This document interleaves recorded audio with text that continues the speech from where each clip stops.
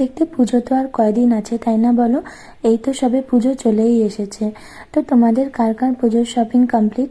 অবশ্যই কমপ্লিট হয়েই গেছে হবে, কেননা আর তো কদিন আছে বলো। তো সবাই কি ব্লাউজ ট্রাউজ সব রেডি করে নিয়েছো? এবার কিন্তু আমার কোনো শপিং নেই আসলে।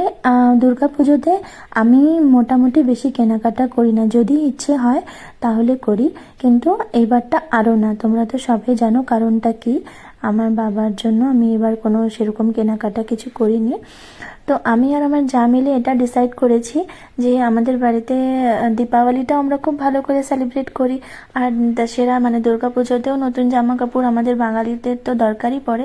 তো দিদি এটা বলে কি, মানে আমি বড় তো আমি তোমাদের সবাইকে দুর্গা পুজোতে দিই, তো আর তোমরা তখন দীপাবলিতে নেক্সট টাইম দিও, তাহলে একজনের উপরে বেশি চাপও পড়বে না, আর নতুন জামা কাপড় দুবার পরাও যাবে। তো এটাই হয়, দিদি দুর্গা পুজোতে আমাদের সবাইকে কিনে দেয়, মানে সবার জন্য কেনাকাটি করে, আর আমরা দীপাবলিতে আবার সবার জন্য কেনাকাটি করি, মানে আমি আর আমার হাজব্যান্ড মিলে। তো সেটাই তোমাদের সঙ্গে শেয়ার করব কি কি শাড়ি হয়েছে। আমার তো নিজস্ব কেনাকাটি কিছু নেই, তাও যা যা হয়েছে তোমাদের সঙ্গে সেটাই শেয়ার করে দিই। আর দেখো না, বাইরে কিন্তু বৃষ্টি একদমই থামছে না, আর এই পুজোর মুখামুখি যদি এরকম বৃষ্টি হয় তাহলে কিছু ভালো লাগে বলো? তো আর রান্না বান্না সব সেরে এখন তোমাদের সঙ্গে শেয়ার করব যে আমি কি কি শাড়ি আমার হয়েছে। আমার নিজস্ব কেনা তো কিছু না, তাও যা হয়েছে সেটাই দেখাই। আমার মেজো পিসি এসেছিল মে মাসে, তো আমার জন্য একটা শাড়ি এনেছিল, তো সেই শাড়িটা এখন রাখাই রয়েছে। আমি তো তখন কোনো ওকেশন ছিল না মে মাসে গরমের সময়, তো পুজো উপলক্ষে রেখে দিয়েছিলাম যে তখন পরবো বলে। শাড়িটা কিন্তু একটু পিঠানি স্টাইল, মানে মারাঠি স্টাইলের শাড়ি, তো ডুয়েল কালারের দেখো। আর এটা হচ্ছে আমার একটা পুরনো, মানে আমি কিনেছিলাম কিন্তু রেখে দিয়েছিলাম শাড়িটা, যে পুজো আসবে তখন পরবো, অনেক আগে কেনা এই শাড়িটা।